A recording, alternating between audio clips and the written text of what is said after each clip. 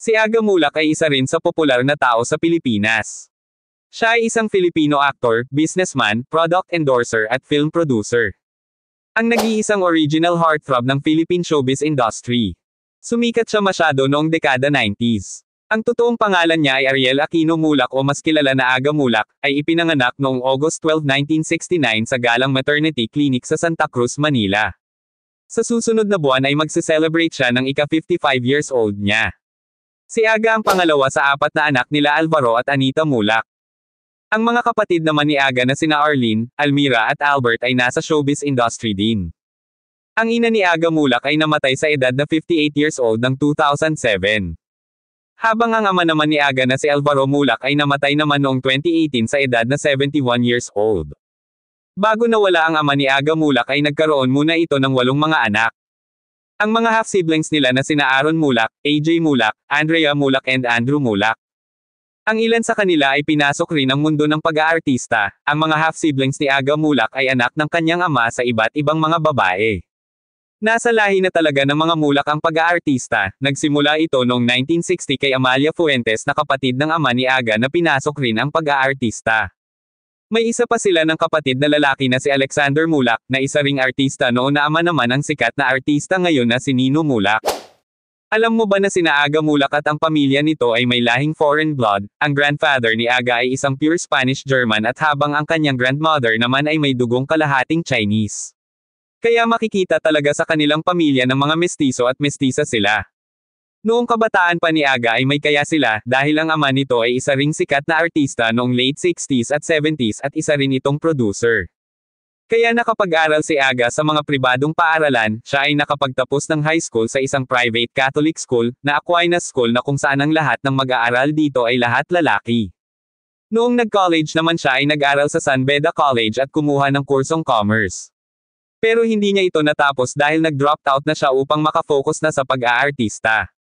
Nag-umpisa sa showbiz si Aga Mulak noong 1975 bilang isang child actor sa edad na 7. Sa pelikulang May Isang Tsuper ng Taxi at kasama niya sa pelikulang ito ang kanyang ama. Ariel Mulak naman ang kanyang ginamit na pangalan nung nag-umpisa pa lamang siya sa showbiz. Sa taong 1976 ay lumabas muli siya sa isang pelikula ng babaeng hiwalay sa asawa at nasundan lang ito noong 1980 sa pelikulang Agila kasama si Fernando Poe Jr.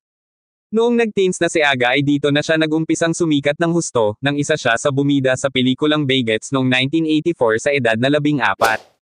At dito na rin nag-umpisa ang ginamit ni Aga ang screen name na Aga Mulak at makilala ng husto sa showbiz industry. Dahil sa tagumpay ng pelikulang Bagets, ay nabigyan agad ito ng lead role sa pelikulang Miguelito ang Batang Rebelde noong 1985 bilang si Miguelito. Dito napansin ang husay ni Aga Mulak sa pag-arte, at naging nominado bilang Best Supporting Actor sa Palmas Award at Best Actor sa Gawad Urian Award sa murang edad lamang.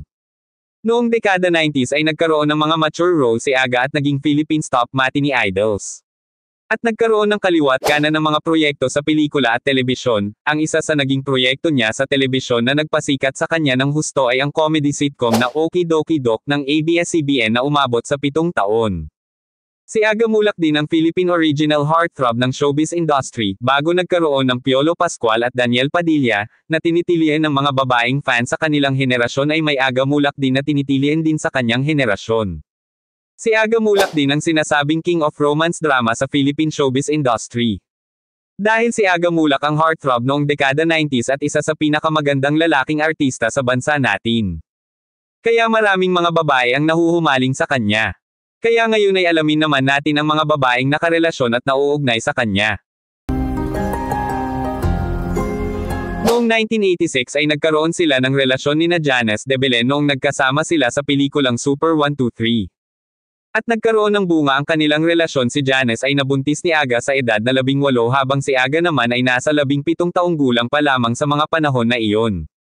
Gusto niya sanang pakasalan si Janice pero tinanggihan siya ni Janice dahil mga bata pa sila sa mga panahong iyon. At hindi rin payag ang ama ni Aga na magpakasal na siya dahil bata pa nga sila. Hanggang sa nauwi na sa hiwalayan noong 1987 isinilang naman ni Janice ang kanyang panganay kay Aga Mulak na si Luigi Mulak noong 1987. Noong 1989 naman nagkaroon naman ng relasyon si Aga sa kasamahan nito sa ilang mga pelikula na si Aiko Melendez, pero hindi rin nagtagal ang kanilang relasyon at nauwi rin sa hiwalayan. Pakatapos kay Aiko ay marami pang mga artistang babae ang nalink kay Aga Mulak, kagaya ni Agot Isidro, Mikey Cojuangco at kay Gretchen Barreto. Nagkaroon rin ng relasyon noon si Aga Mulak sa isang beauty queen na Puerto Rican na dating Miss Universe 1993. Sila ay nagkaroon ng relasyon noong 1995 at nagkasama sa ilang mga pelikula pero ang kanilang relasyon ay tumagal lamang ng 3 taon. Ayon pa sa mga ulat sumunod daw si Aga sa Puerto Rico noon upang pakasalan si Dayanara Torres pero nabigo si Aga. Dahil mas pinili ni Dayanara ang kanyang career sa showbiz. Pero hindi nagtagal ay nakatagpo naman ng babaeng mamahalin si Aga sa buong buhay niya sa katauhan ng isa pa ring beauty queen na si Charlene Gonzalez. Nagsimula silang mag-date nung humingi ng permiso si Aga sa mga magulang ni Charlene na ligawan niya ang kanilang dalaga at pinayagan naman siya. Hanggang ang kanilang pag-iibigan ay nauwi na sa kasalan, noong May 28, 2001 sa St. Joseph the Worker Parish sa Pacdal, Baguio City. Nagbunga naman ng kambal ang kanilang pagmamahalan, na si Atasha at Andres Mulak na ipinanganak noong November 5, 2001. Na ngayon ay pinasok na rin ang mundo ng show business, si Atasha ay regular na makikita sa Eat Bulaga bilang isa sa hosts ng show at nagkaroon na rin ang maraming tagahanga. Habang si Andres naman ay kakapasok pa lang din sa showbiz ngayon. Isa kaya siyang bilyonaryo, sa sobrang tagal na ni Aga sa show business, at sa laki ng kanyang kinikita ay nagkaroon ng rin ito ng mga negosyo. Ang isa sa negosyong pinasok niya ay ang pag-franchise niya sa isa sa pinakamalaking fast food chain dito sa ating bansa. Na Jollibee siya ang unang nakapag-franchise nito noong 1999 pa na makikita sa Alabang Town Center. Wala namang eksaktong impormasyon kung ilang branches na ng Jollibee ang na-franchise ni Aga Mulak, ang isa sa nagpapayaman sa kanya ngayon ng husto ay ang kanyang mga negosyo. At sa mga batang 90s kilala si Aga Mulak bilang isa sa pinakamalaking endorser ng fast food chain na ito. At siya rin ang nagpakilala ng husto sa brand na ito, isa rin si Aga Mulak sa may pinakamataas na bayad kapag kukunin endorso ng isang produkto. Ayon sa Pinoy History ang estimated net worth ni Aga Mulak ay nasa 1.5 billion pesos. Isa siyang bilyonaryo, yan ay ayon sa source na nabanggit sa sobrang yaman ni Aga ay mayroon na itong maraming properties. Siya ay may bahay na makikita sa Batangas na nakatayo sa ibabaw ng parte, kaya tanaw nito ang dagat at ang mga bundok. Napapaligiran din ito ng nagluluntiang mga halaman. May bahay din si Aga na makikita sa Alabang, ito yung naipunder niya noong binata pa siya.